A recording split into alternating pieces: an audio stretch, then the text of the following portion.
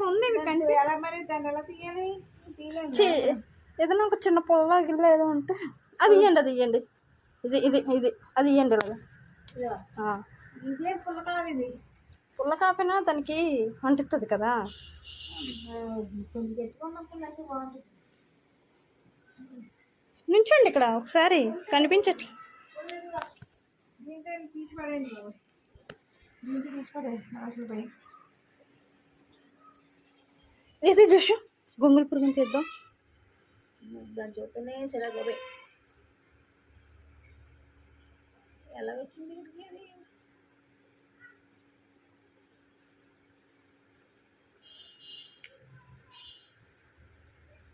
దీంతో రావట్లేదు, అదే బెటర్, అదే ఇవ్వండి.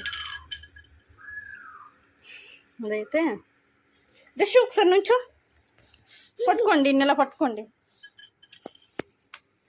ఆగు జస్ట్, కరుస్తుంది. కరుస్తుంది కరుస్తుంది. భయపడి భయంకరంగా ఉందే. దాని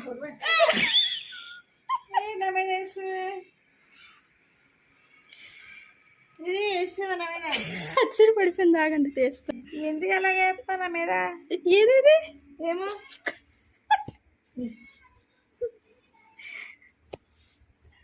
ఇది ఎక్కడ పడింది ఇది?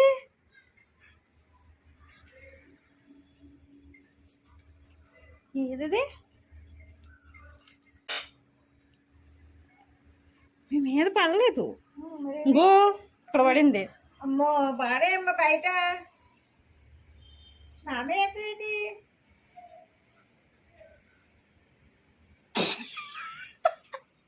అది చూడండి రావట్లేదు, కదులుతుంది.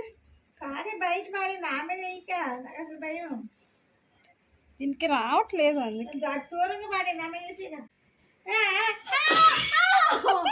తల్లి అటు అడి తల్లి బాబాయ్ బాబాయ్ బాబాయ్ బాబాయ్ అటు పడే ఇల్లు అమ్మో పడిపోయింది.